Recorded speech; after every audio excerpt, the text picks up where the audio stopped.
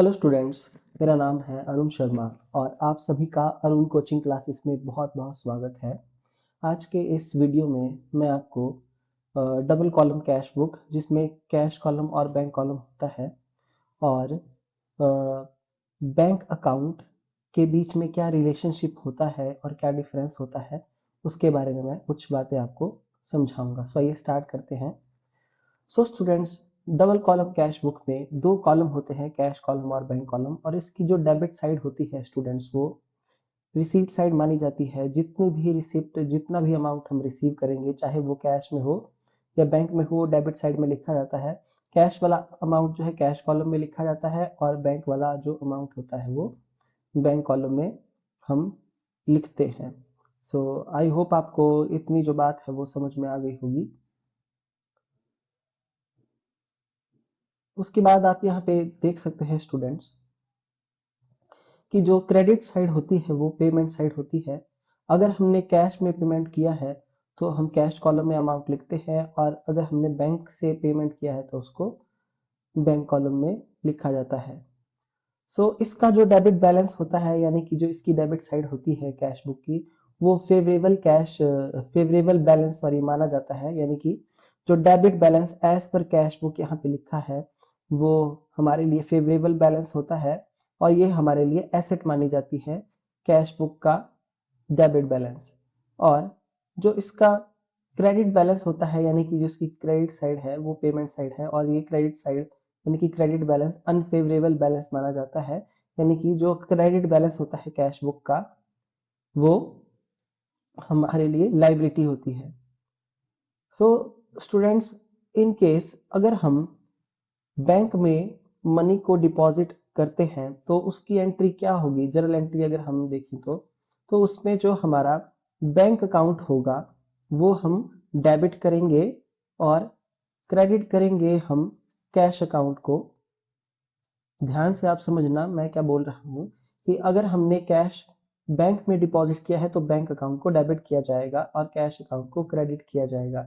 इसलिए cash book की credit side में हम लिखेंगे बाय बैंक, और अमाउंट लिखेंगे कैश कॉलम में, क्योंकि ये जो पेमेंट है कहाँ से हो रही है, बिजनेस से, और ये कैश में पेमेंट हो रही है। हमने बैंक में पैसा जमा करवाया है, तो कैश कॉलम में हम पेमेंट साइड में लिखेंगे, हमारा इससे कैश डाउन हो जाएगा, डिक्रीज हो जाएगा।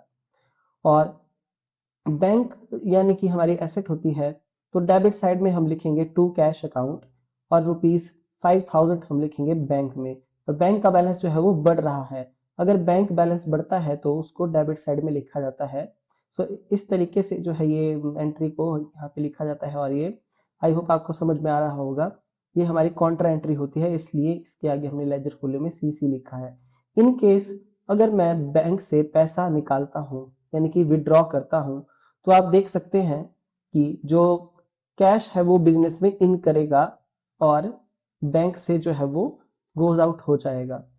सो इस केस में हम कैश अकाउंट को डेबिट करेंगे, कैश अकाउंट को हम क्या करेंगे, डेबिट करेंगे, और बैंक अकाउंट को क्रेडिट करेंगे। इसलिए क्रेडिट साइड में कैश बुक की हम लिखेंगे बाय कैश, और अमाउंट लिखेंगे बैंक कॉलम में ₹10,000। क्यों? क्योंकि बैंक से पेमेंट हो रहा है, गोज आउट, कैश जो है बैंक से जा रहा है। और टू बैंक हम लिखेंगे डेबिट साइड में, रिसीट साइड में, कहाँ पे, कैश कॉलम में, क्योंकि हमारे जो कैश बैलेंस है वो इंक्रीज हो रहा है। इस तरीके से एंट्रीज जो है की जाती है। स्टूडेंट्स, इन केस अगर कैश बुक का जो बैंक कॉलम है, आप वहां पे ध्यान दीजिएगा स्टूडेंट्स, क्योंकि हम पासबुक क्योंकि हमने इसका जो मतलब रिलेशनशिप है वो किससे मैच करना है, हमने पासबुक से। और वो भी हम कौन सा कॉलम यहाँ पे देखेंगे, बैंक कॉलम। स्टूडेंट्स, अगर आप ध्यान से देखिए, अगर कैश बुक का जो डेबिट साइड है वो इंक्रीज होता है, यानी कि बैंक बैलेंस जो है वो बढ़ रहा है, तो यहाँ पे हम अमाउंट बैंक कॉलम में लिखते जाते हैं। तो ये जो डेबिट साइड होती है फेवरेबल बैलेंस माना जाता है। आई होप आपको इतना समझ में आ गया होगा। अगर हम बैंक अकाउंट की तरफ नजर माने तो ये बैंक अकाउंट है, और यहाँ पे कस्टमर का नाम जो है वो अरुण है। ये कस्टमर है बैंक का, और ये बैंक अकाउंट मैंने क्रिएट किया है। तो अकाउंट की दो साइडें होती हैं, एक डेबिट और एक क्रेडिट। तो जैसे कि मैंने आपको बताया था, कैश बुक का जो डेबिट बैलेंस है वो फेवरेबल होता है, जबकि बैंक अकाउंट का डेबिट बैलेंस जो होता है वो अनफेवरेबल होता है, यानी कि विड्रॉ, जितना अमाउंट हम विड्रॉ करते हैं वो सारा का सारा बैंक कहाँ लिखता है, कस्टमर के डेबिट साइड में। ये पेमेंट साइड भी मानी जाती है। तो जितने भी विड्रॉज किए जाएंगे वो कस्टमर के डेबिट जो है डेबिट में लिखे जाएंगे, यानी कि जितना पैसा हम बैंक अकाउंट से जो है विड्रॉ करते जाते हैं, यानी कि पैसे को निकालते जाते हैं बैंक अकाउंट से, उतने अमाउंट से बैंक हमारे खाते को डेबिट करता है। सो आई होप आपको ये बात समझ में आ रही होगी। और ये जो हमारा क्रेडिट साइड है बैंक अकाउंट की, ये फेवरेबल बैलेंस माना जाता है। यहाँ पे जितना भी पैसा हम जमा करवाते हैं वो बैंक हमारे क्रेडिट क्रेडिट साइड में, हमारे बैंक अकाउंट की क्रेडिट साइड में उसकी एंट्री पास करता जाता है, यानी कि जितना पैसा हम, जितने अमाउंट से हम पैसे को डिपॉजिट करते जाएंगे बैंक अकाउंट में, बैंक हमारा खाता उतने अमाउंट से क्रेडिट करता जाएगा। सो स्टूडेंट्स, अगर पासबुक का बैलेंस बढ़ता है तो कैसे बढ़ेगा? पासबुक का बैलेंस बढ़ेगा क्रेडिट बैलेंस की वजह से। इन केस अगर पासबुक में जो मतलब क्रेडिट साइड है, आप देख सकते हैं जितना ज्यादा यहाँ पे एंट्रीज होती जाएगी उतने अमाउंट से हमारा बैलेंस जो है वो बैंक अकाउंट का बढ़ता जाएगा। और क्रेडिट बैलेंस जो है वो पासबुक का यानी कि बैंक अकाउंट का फेवरेबल बैलेंस, यानी कि डिपॉजिट साइड जो है वो फेवरेबल मानी जाती है, जबकि कैश बुक की जो क्रेडिट साइड होती है बैंक वाली, आप देख सकते हैं वो अनफेवरेबल होती है। सो इसका रिलेशनशिप जो है ऐसा है।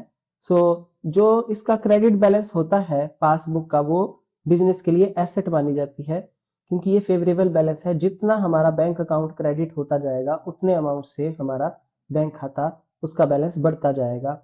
तो ये जो साइड होती है क्रेडिट वाली, ये क्रेडिट बैलेंस जो होता है पासबुक का वो एसेट माना जाता है, और डेबिट बैलेंस जो होता है पासबुक का लायबिलिटी मानी जाती है।